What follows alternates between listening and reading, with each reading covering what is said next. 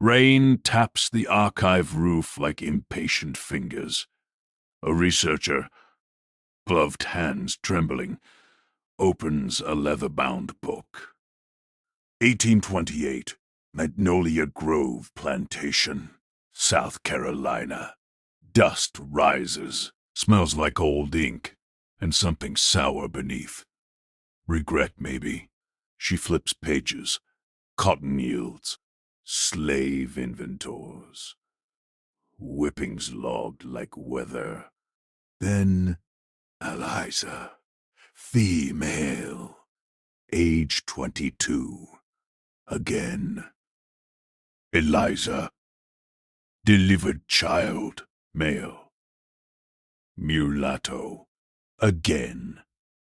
Eliza. Delivered child. Female. Mulatto. Again. And again. And again. 18 times. Same mother. Same handwriting, the entries. Calm. Clinical.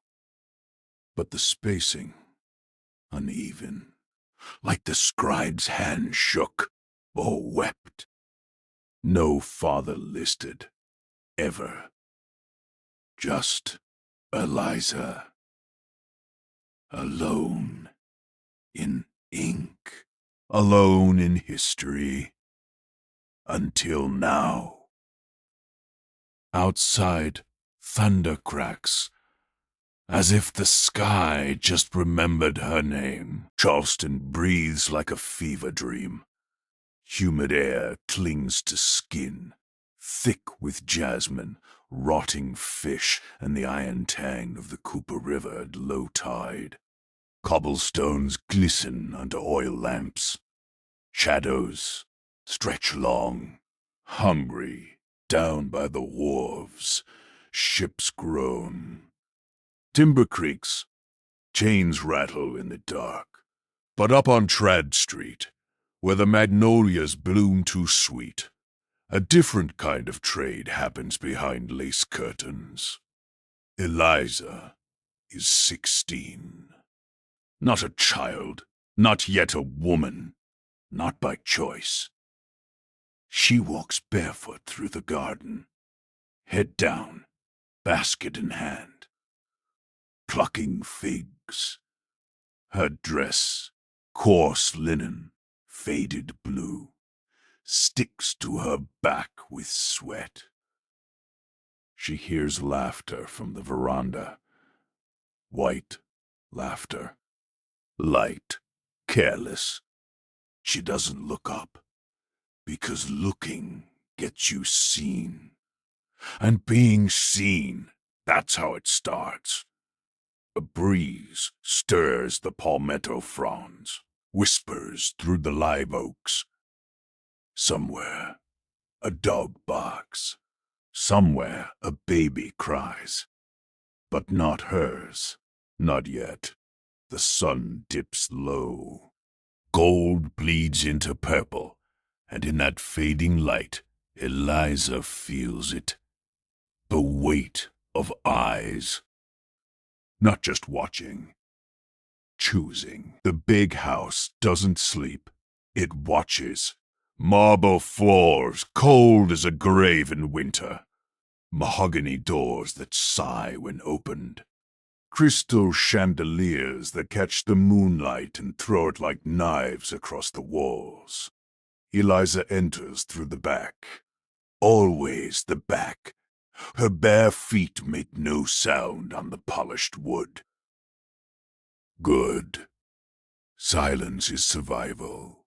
She carries a tray. Hot water, towels, lavender soap imported from France.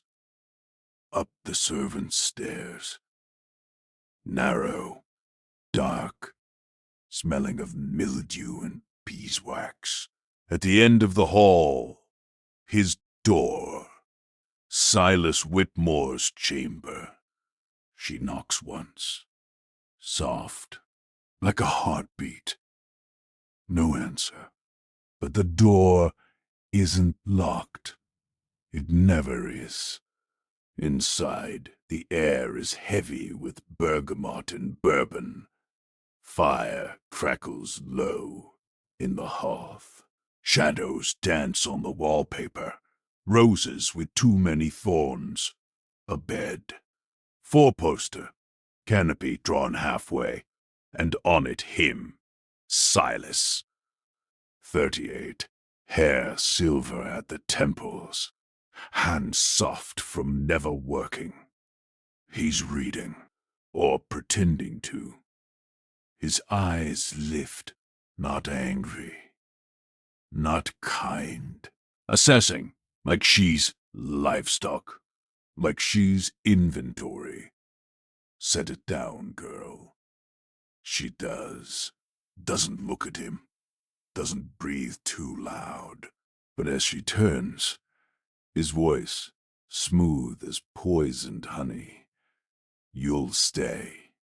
Not a question, a sentence. Outside, the wind picks up. The shutters rattle. The house holds its breath. And Eliza?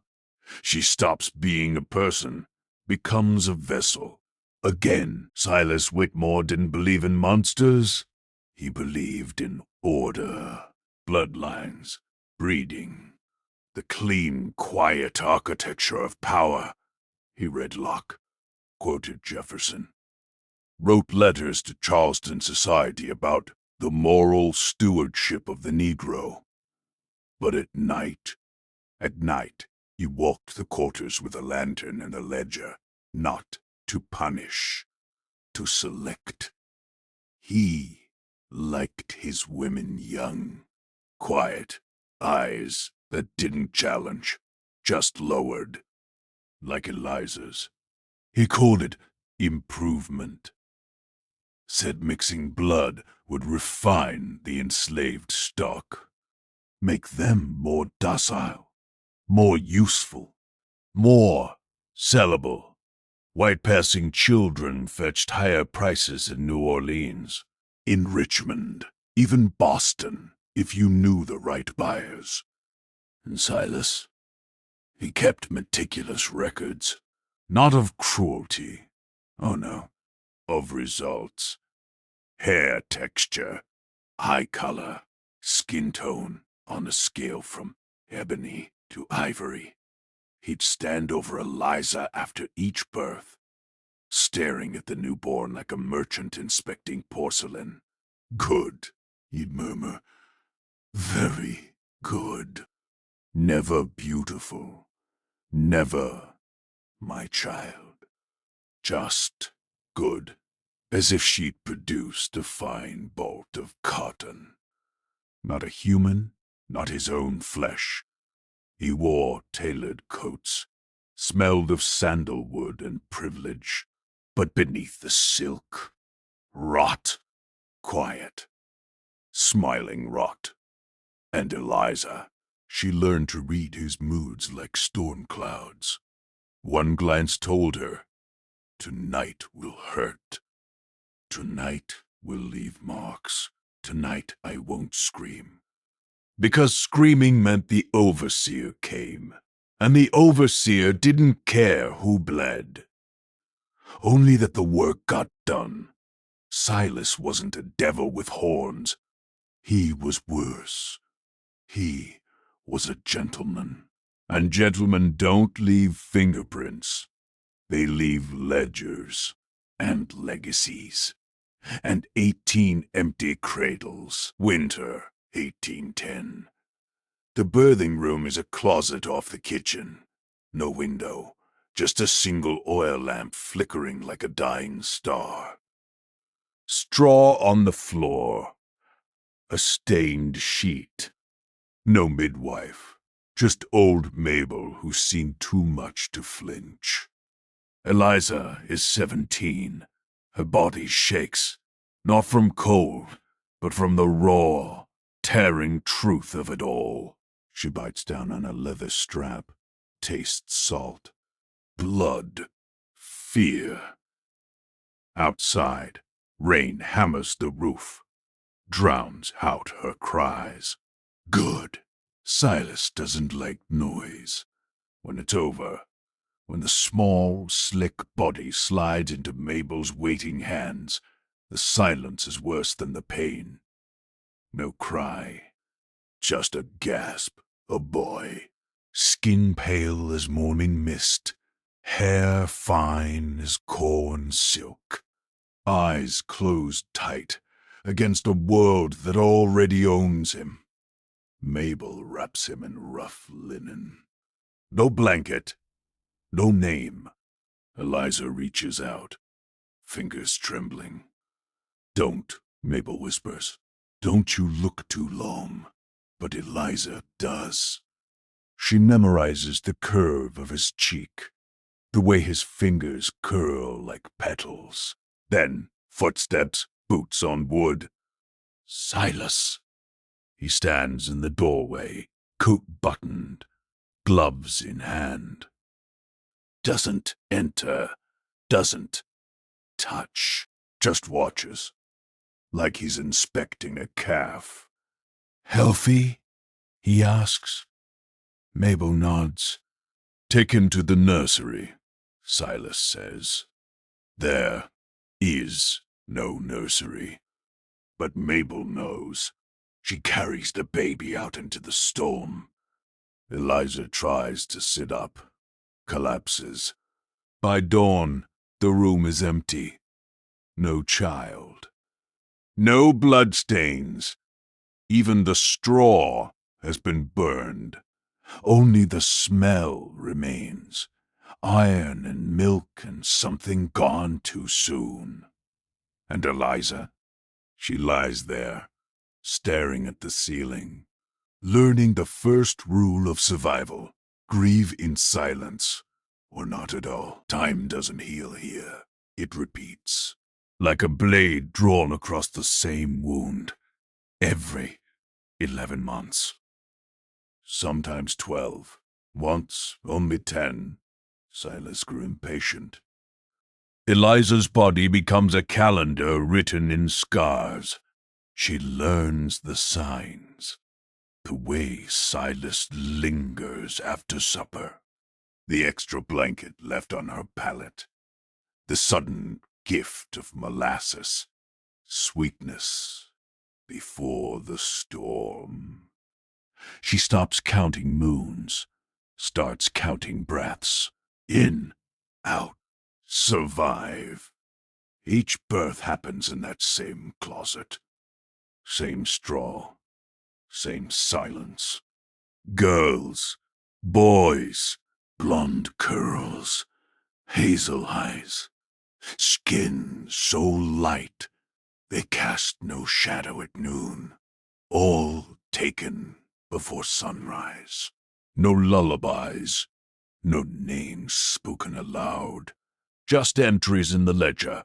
January 3rd, 1812. To female, mulatto. November 17th, 1813, to male, mulatto. September 9th, 1815, to female, mulatto. Always mulatto. Never Whitmore. Never son. Never daughter. Just inventory. The other enslaved women avoid her eyes now. Not from cruelty, from protection. To acknowledge her pain is to invite your own, so they pass her in the yard like she's made of glass. Fragile, dangerous. And Eliza, she walks lighter, speaks softer, becomes a ghost in her own skin.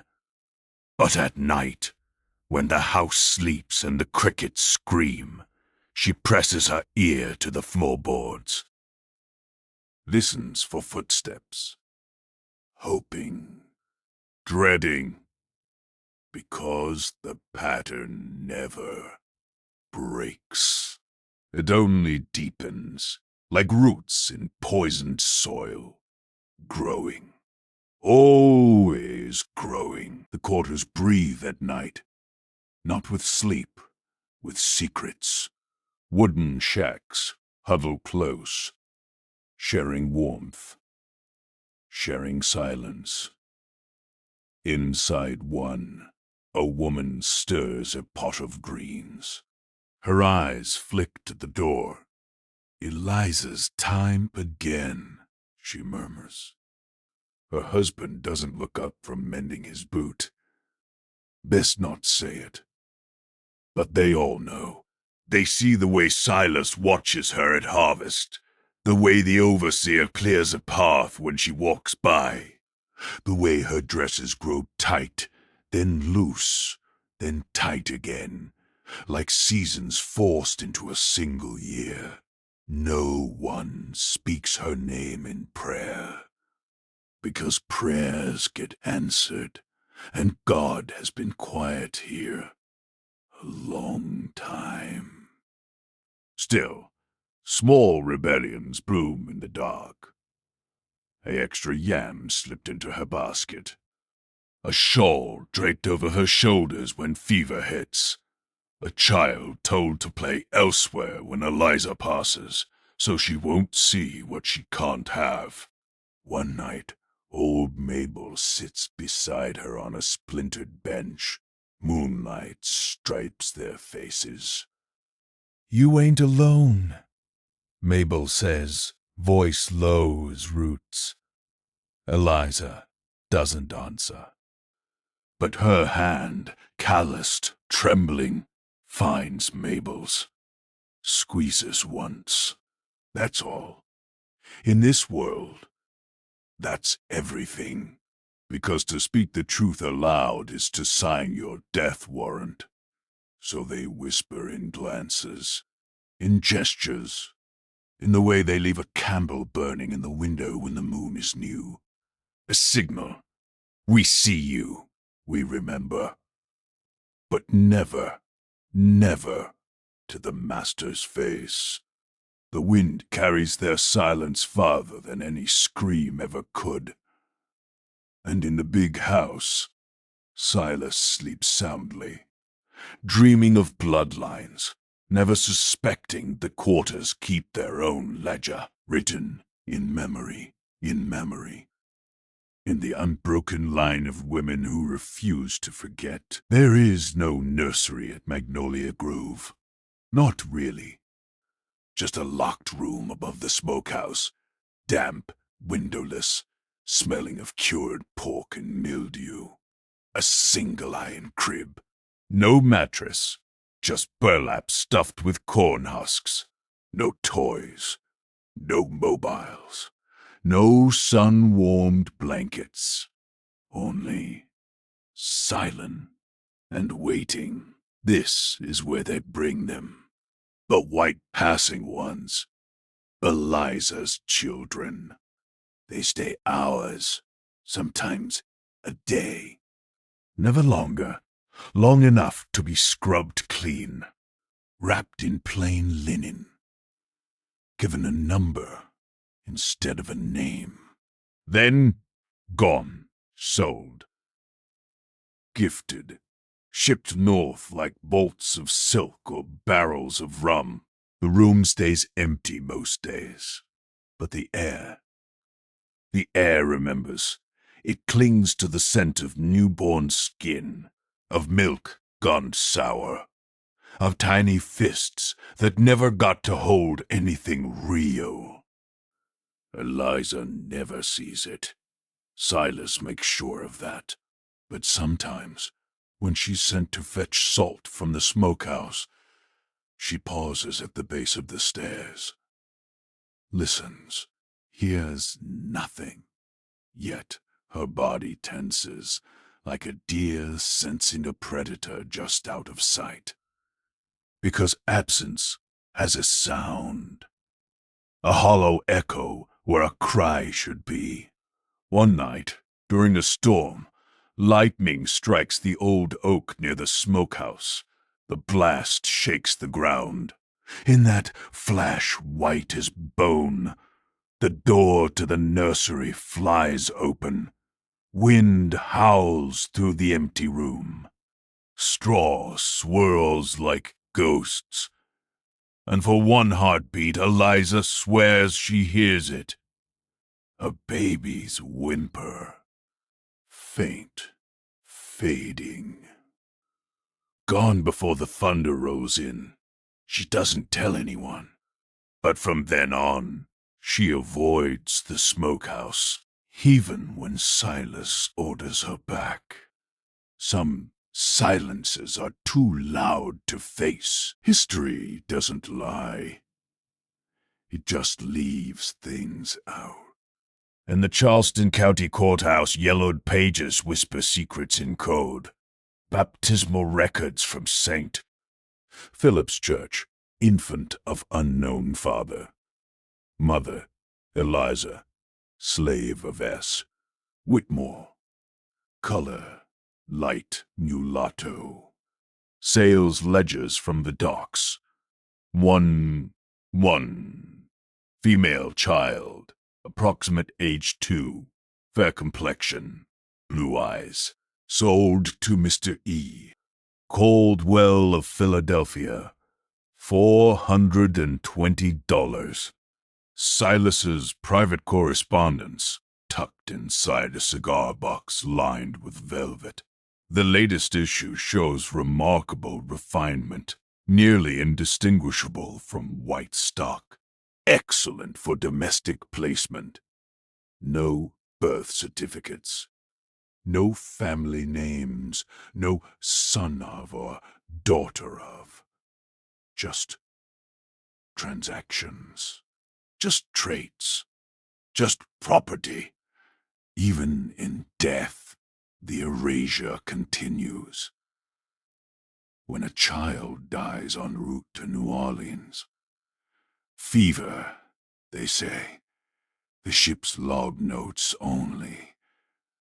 Lost one cargo item. Mulatto girl, no further detail. Eliza's name appears 18 times, always as origin. Never as mother, never as human. Historians will later call it systematic dehumanization. But in 1818 it was just business. Efficient. Paper thin lies stacked so high they built a world. And Silas, he signs every document with a flourish, ink black as sin, confident no one will ever connect the dots. Because who would look? Who would care? The truth hides in plain sight, buried in footnotes, smudged by time, waiting for someone to ask, whose blood built this ledger? Whose silence paid for it? Whose children were erased so others could be called pure? The paper doesn't answer. But the ghosts do. Her body is not her own. It hasn't been since she was 16. Scars map her skin like secret roads. A ridge below the ribs from a kick that came too fast. A burn on her wrist from dropping a hot iron when he called her name. Stretch marks silvered by time. Each one a grave for a child she never held. She bathes in the creek at dawn when no one watches. Meals in the shallows, water icy as judgment. Rubs lye soap into his skin until it stings. Not to clean, to erase. But the marks remain, inside, worse than out. Cramps coil in her belly like snakes. Bleeding comes heavy, then light, then not at all. Her womb confused by years of invasion. She walks with a slight limp now, from standing too long, from kneeling too often, from curling into herself to disappear. At night, she presses a hand to her stomach and counts the hollows. 18 spaces where love should live. But love is a luxury. Here, the body is currency. And Silas, he treats her like a prized mare. Bred, rested, bred again. Never asks if she hurts. Never notices when she stops eating. Why would he? Horses don't speak. Women like her aren't meant to. So she swallows pain like bitter herbs, lets it settle in her bones, and when the wind howls through the pines, she lets it carry what she can't say. I am still here. I remember them. I am more than what you made me. Her body may be a battlefield, but her mind, that's where she keeps the children safe. In dreams, in silence, in the unbreakable dark. His name was Harlan Pike, smelled of tobacco spit and wet leather. Rode a gray mare with a blind eye and a mean streak. Just like him, he didn't touch Eliza. Didn't have to. His power was in the looking away. When Silas walked her toward the big house at dusk, Pike turned his back, lit a cigar, whistled a tuneless song. When the birthing closet filled with muffled cries, he sent the other hands to the far field. Long day, he'd grunt, best get it done. And when the white passing infants vanished before sunrise, he signed the false shipping manifests. Domestic servant, orphaned, age approximate, no questions, just coin in his palm. Silas paid well for silence. Pike bought a new saddle, a pocket watch, a wife in town who never asked where his money came from. He told himself he was just doing his job, keeping order. But order is a choice, and every time he looked away, he chose Silas, chose profit, chose the lie that some lives are worth less. At night, drunk on corn whiskey, he'd stare at the quarters from his porch, see Eliza holding water, bent low, moving slow, and he'd think, she's strong, she'll bear it, as if endurance excuses cruelty, as if silence isn't its own kind of violence. Years later, when Magnolia Grove burned, arson, they said, Pike was found dead in his bed. No marks, no struggle, just eyes wide open, staring at the ceiling, like he finally saw what he'd helped hide. Too late. The ledger was already written, and his name buried in the margins, where cowards belong. White passing wasn't freedom. It was a different kind of cage, one with gilded bars and softer chains, but a cage all the same. To be white passing in 1820s America meant you could walk into a bakery, but never say your mother's name. You could ride a streetcar, but flinch when someone said slave. You could marry a white man, while your blood screamed a truth you couldn't speak. Silas knew this. That's why he bred for it. Not mercy. Control. A white passing child could be sold as an indentured servant, no questions asked. Could be adopted by distant cousins in Savannah, raised as poor white trash, never knowing their mother bled for them. Could vanish into society and take their blackness with them. Erased, like it never existed. For Eliza's children, whiteness wasn't identity. It was erasure. A bargain with the devil. Live free. But forget who made you. Some did forget. Raised in Boston parlors or Ohio farmhouses, they grew up believing they were orphaned whites. Poor, yes, but pure. They married, had children of their own. Never knew their grandmother's skin was the color of midnight soil. Never knew their lullabies died in a birthing closet in South Carolina. And those who did suspect, who saw their own pale hands and wondered why their dreams smelled of magnolias and smoke, they stayed silent, because to claim that blood was to risk everything. So the truth drowned in generations of denial. But blood remembers, even when paper lies. Even when names vanish in quiet moments.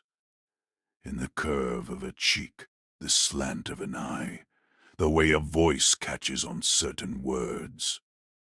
Eliza lives, not in history books, in bones, in breath, in the unbearable weight of a freedom built on forgetting. They scattered like ash on the wind, north, west, across the sea. No two to the same place. Silas was careful. No loose threads. The first boy, sold to a textile merchant in Baltimore. Raised as a foundling. Became a clerk. Died of cholera at 23. Never married. Never knew. A girl with green eyes. Given to a childless widow in Richmond. Taught piano. Spoke French. Married a banker. Her grandchildren still live in Virginia, white, wealthy, unaware that great-great-grandmother picked cotton under a whip. Another, blonde, freckled, shipped to New Orleans, then passed off as an Irish orphan, worked docks, drank hard, vanished after the 29 yellow fever outbreak. Some were adopted by distant Whitmore cousins, raised as poor relations, never told why they resembled Silas's portrait in the parlor. One girl, barely 3, was sent to a Quaker family in Pennsylvania. They called her Charity. She scrubbed floors, learned scripture, and at 16 ran away with a traveling preacher. Her descendants are scattered across Ohio, black passing now, thanks to time and truth lost. None were told. None held a photograph of Eliza. None heard her voice humming in the dark, and if any asked, "Who am I? Where did I come from?" they were met with silence. Or lies wrapped in kindness. "You were left on our doorstep, dear. A blessing." Only the ledger knew. Only the blood remembered. Years later, census records would list them as white, mulatto, unknown. Church registries would call them orphans. But in the quiet hours, when the fire burned low and the wind moaned through the eaves, some would wake gasping, dreaming of a woman they'd never seen, calling a name they didn't know, Eliza. And somewhere, deep in their marrow, a pulse would answer, "Too late, too far, but not forgotten. Never that." October. The air reeks of rotting magnolia blossoms and coming frost. Eliza is 38. Her body, once strong, now thin as river cane, shudders through contractions in the same closet. Same straw. Same silence. But this time, something's wrong. Blood flows too fast, too dark. Old Mabel presses herbs to her womb, chants low in a language the master never taught her. "Hold on, child," she whispers. "Just hold." Outside, rain slashes sideways. Thunder cracks like a whip. The baby comes small, silent, blue-tinged. A girl, hair like spun wheat, lips barely moving.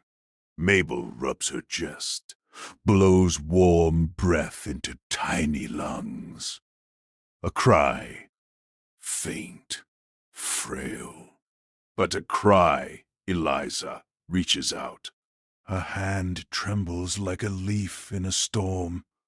This time, she won't let go! But footsteps, boots, Silas. He stands in the doorway, rain dripping from his coat. Doesn't look at the baby, looks at Eliza. "You're done," he says. "Not cruel, not kind. Final." Like closing a ledger, Mabel wraps the infant, moves to leave. Eliza grabs her wrist, eyes wide, wild. "Please," she rasps, the first word she's spoken in months. Silas doesn't flinch. "Take it." Mabel hesitates, then obeys. The door closes. Eliza collapses back. Blood soaks the straw. Cold seeps into her bones. She stares at the ceiling, listens to the rain, to the fading echo of a newborn's cry. And for the first time in 18 years, she lets herself weep, not silently, not politely. Great heaving sobs that tear from her chest like roots ripped from earth. No one comes. No one ever does. The storm rages. The house holds its breath. And Eliza, she bleeds and remembers. All of them. Every nameless face, every stolen breath. 18 souls. Gone. And her still here. Empty. Alive. For now, he died in his sleep. December 12th, 1831. 70 years old. Heart gave out like a rusted hinge. No pain, no reckoning, just silence. His will was read in the parlor, candlelight flickering on mahogany. Guests in black wool, smelling of camphor and hypocrisy. To his wife, the house, the silver, the carriage. To his nephew, the land, the mills, the breeding stock.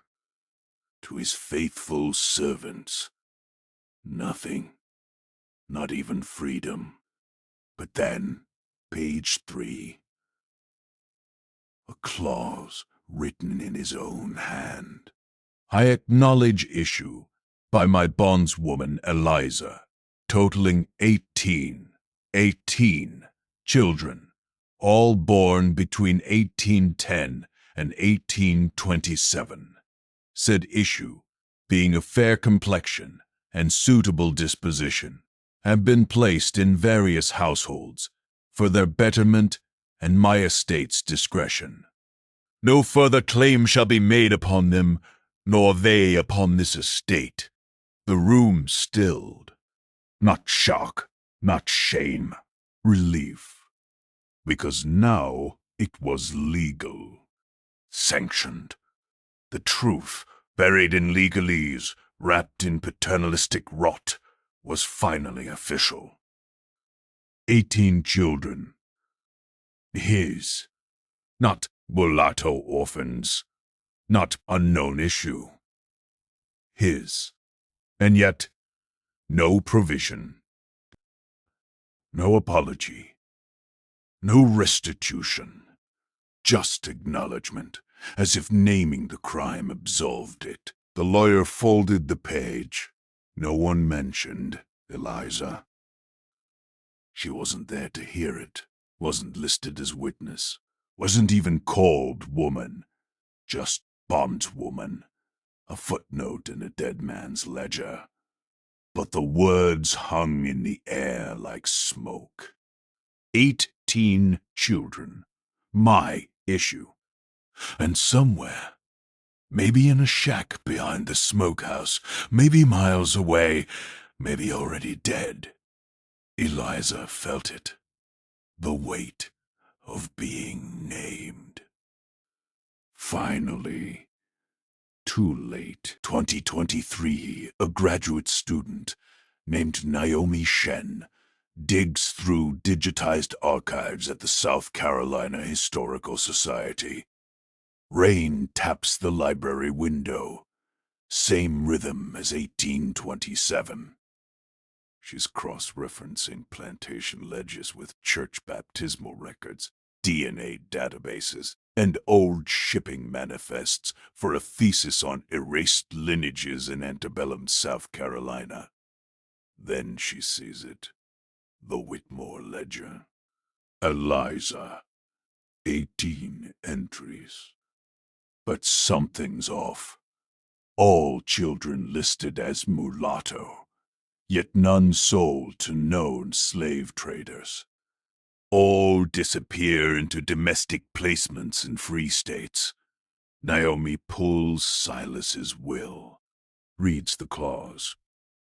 Her breath catches. She cross-checks surnames from adoption records in Philadelphia, Baltimore, Richmond, finds descendants, runs genetic genealogy, matches pop up.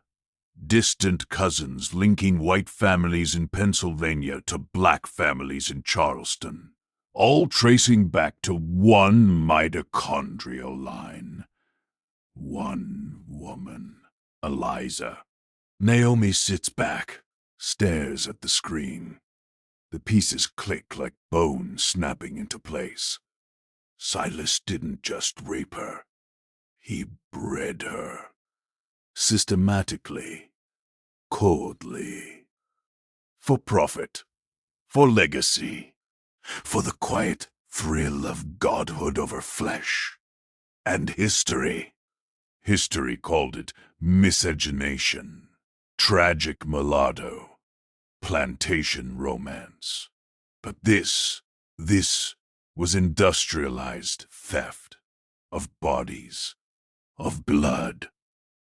Of memory. Naomi prints the documents, hands shaking.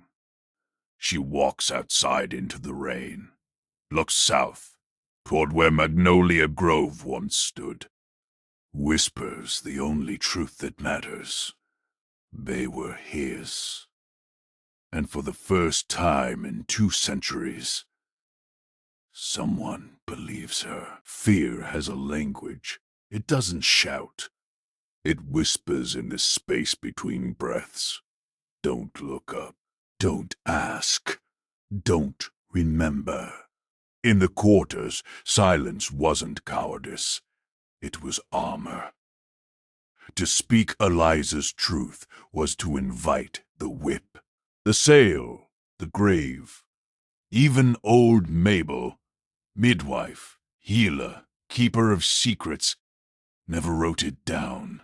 Never told her own children, because paper burns. But memory gets you killed.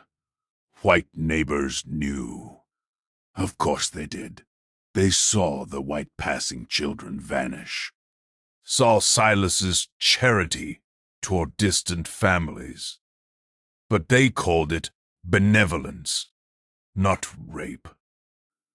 Not trafficking. Just Southern custom. The church turned away. The law called Eliza property, so how could she be violated? You can't steal what's already owned.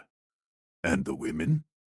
They held Eliza when she shook, shared their last cornbread, sang hymns with double meanings, but never said his name, never pointed fingers, because survival meant folding the truth into your bones and walking lighter. Even after emancipation, the silence held. Who would believe a black woman over a dead white patriarch? Who would reopen wounds that never healed? So the story stayed buried, not because it was forgotten, but because speaking it cost too much. Truth is heavy, and some backs were already broken, so they carried it in glances, in lullabies with hidden verses, in the way they taught their daughters to walk with eyes down, but hearts open. Silence wasn't surrender, it was strategy. And sometimes, the only weapon left. After 1827, she vanishes. No record of sale, no death notice, no burial plot, just gone, like smoke after a fire. The plantation ledger stops at entry 18. Silas's will mentions her only as the mother. No fate assigned. No freedom granted. So what happened? Some say she ran. Slipped into the Carolina swamps one moonless night, barefoot and bleeding. Vanished into the cypress knees and gator-haunted waters. Maybe made it to Florida. Joined the Maroons. Lived free until fever took her. Others say she died in that birthing closet, bled out while the house slept. Buried in an unmarked trench behind the smokehouse, bones mingling with pig slop and ash. A few whisper she was sold south. Louisiana sugar fields, where bodies broke fast and names meant nothing. Died within a year. Forgotten before the weeds grew over her grave. But there's another story, told only in hushed tones by elders in Charleston's Gullah communities. They say Eliza walked north, not alone, carrying the last baby, the frail girl born in 27, wrapped in a stolen shawl, traveled by starlight, slept in root cellars, ate berries and bitter greens, reached Ohio, then Canada, changed her name, never spoke of Magnolia Grove again, but every night she lit a candle and whispered 18 names into the dark. Names she made up because history stole their real ones. We'll never know the truth, but this much is certain. Eliza chose her own ending, and in a world that denied her everything. That was the final act of rebellion, to disappear on her own terms. They walk among us, unknowing. A woman in Boston traces her ancestry to a mysterious orphan listed in 1820s Quaker records. Her DNA test shows 3% West African, but she dismisses it as colonial noise. A man in Richmond proudly displays his Whitmore family crest on his office wall. Never wonders why his great-great-grandmother's portrait looks so familiar. In Charleston, a black genealogist pores over church logs, matches mitochondrial DNA from a saliva swab, and freezes. Her maternal line traces straight to Eliza. She stares at her own hands, brown, strong, steady, and whispers, "I knew you were there." Some descendants have sued for reparations. Others burn old family Bibles that called their ancestors servants. Most just live. Carry Eliza in their cheekbones, in the way they hum when anxious, in dreams of magnolia trees and iron cribs. One white-passing woman in Philadelphia recently found a letter hidden in an antique desk. If you're reading this, you're one of them. Your mother was Eliza. Don't forget. She wept for 3 days. Then changed her name back to something that sounded like home. Blood doesn't lie, but paper does, and silence. Silence is finally breaking. Because now, thanks to DNA, archives, and stubborn truth-seekers, the 18 are being found. Not as property, not as mulatto orphans, but as children, as kin, as proof that even the most carefully erased lives leave echoes. Eliza's blood runs in boardrooms and barber shops, in protest marches and piano recitals. White skin, black skin, everything in between. All carrying the same silent question. Who were you? And the answer, finally rising from the grave, is, we were hers. Silence isn't empty. It's heavy. It presses down on generations like wet earth on a coffin lid. For 200 years, Eliza's story was swallowed by shame, by fear, by the polite fiction that some things are best left buried. But silence doesn't protect. It preserves pain. It lets monsters wear saints' robes in history books. It turns mothers into footnotes and children into ghosts. The system didn't just enslave bodies. It weaponized forgetting, made rape look like romance, made breeding look like benevolence, made erasure look like mercy. And the cost?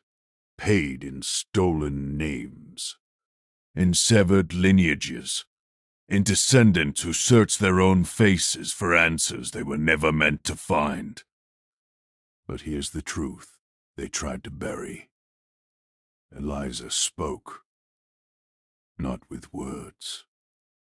Words got you killed. She spoke with her body, with her endurance, with the sheer stubborn act of surviving long enough to birth 18 witnesses. Each child a silent accusation, each breath a rebellion. And now the silence is cracking, because memory is rising.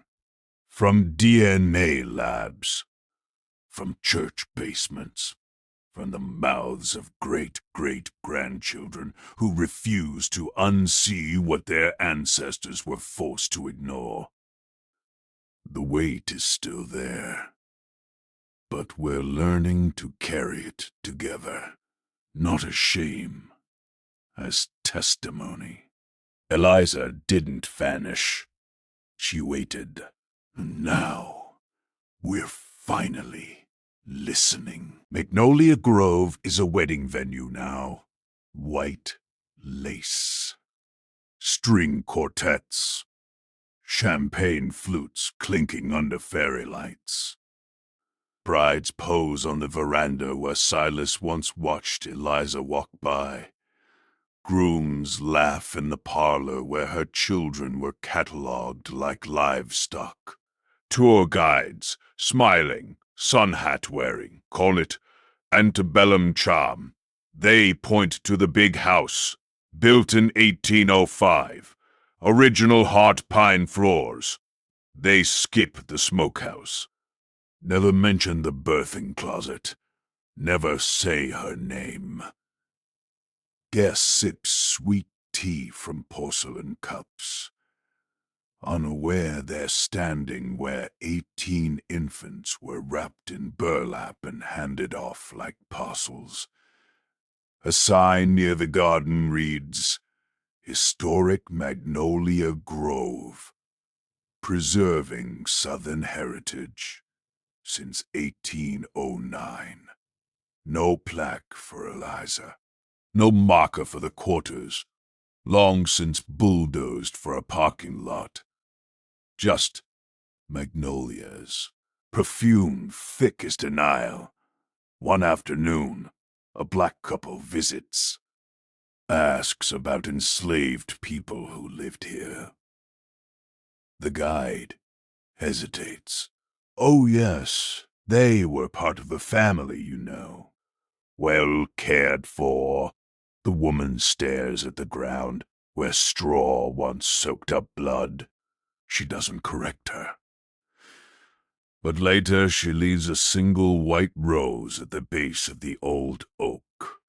No note, just thorns and silence.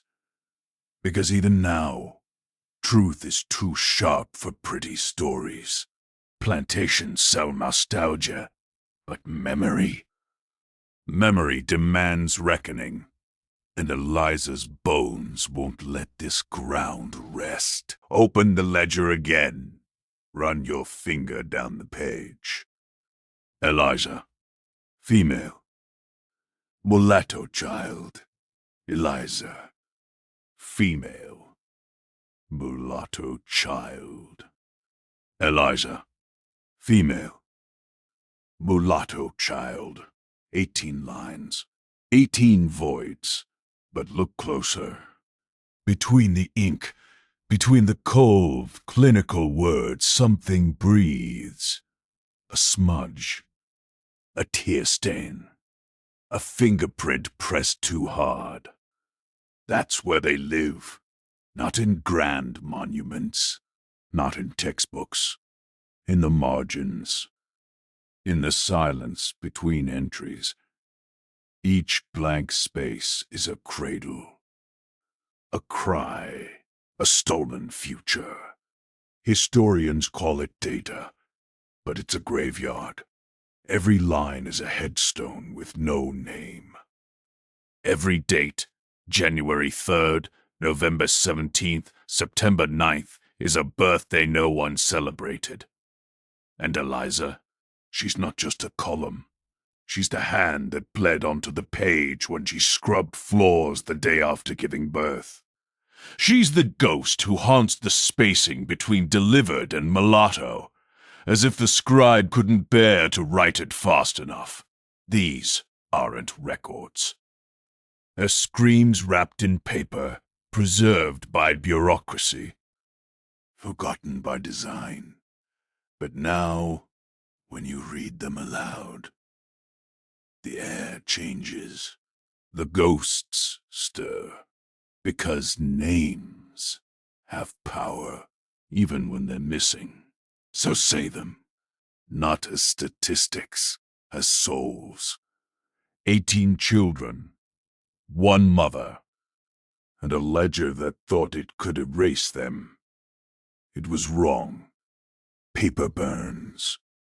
But memory is fire. What if, one night, Eliza had stood up, not with a knife, not with fire, just stopped, looked Silas in the eye and said, no, not shouted, not begged, just no, quiet, final. Like closing a door, he would have beaten her, sold her, killed her, maybe. But what if she'd said it anyway? What if she'd spat in his wine, torn his ledger, walked into the swamp with her belly full and never come back? History doesn't record refusal, only compliance. Because refusal got you erased twice, first from life, then from memory. But imagine it, the weight of that word. No, not as surrender, as sovereignty. She never got to say it, not out loud. But maybe, in the dark, when he touched her, she whispered it inside her skull, over and over. No, no, no. A silent war, fought in the space between breaths, and maybe that's where rebellion lives. Not in grand gestures, but in the unbroken will beneath the surface. She couldn't stop him, but she never consented. Not really. And in a world that claimed her body, that tiny, internal no was the only thing truly hers. Untouched, unconquered, still echoing 200 years later. No, not the enslaved woman, not the mother of 18, not Whitmore's bondwoman, Eliza. Say it out loud. Let it hang in the air like smoke from a sacred fire. She had a voice before it was silenced, a laugh before it was swallowed, a childhood before it was stolen.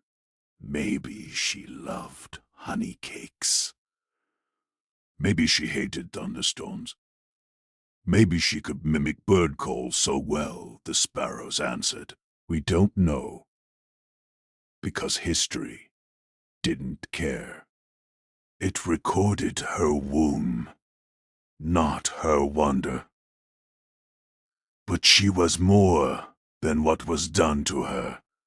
She was a girl who once ran barefoot through dew-wet grass, a woman who memorized her children's faces in the dark, a survivor who bled wet and still rose each morning to face the sun.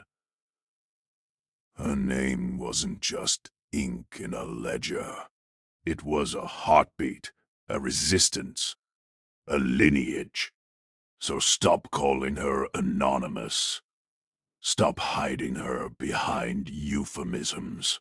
Her name was Eliza, and if you speak it with reverence, if you carry it with truth, then she is not lost. She is remembered, not as a victim, as a witness, as a woman who endured hell and still left fingerprints on time. Say her name again. Eliza, louder this time. Let the pines hear it. Let the river carry it. Let the wind scream it across the centuries. Because forgetting is the final violence. And we choose remembrance. Stand here, where the quarters once stood, where the birthing closet leaked blood into the earth, where Eliza walked, barefoot, bowed, but never broken.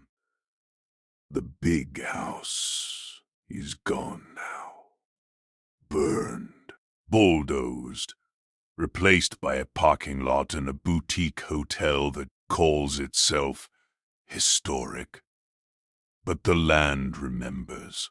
Kneel.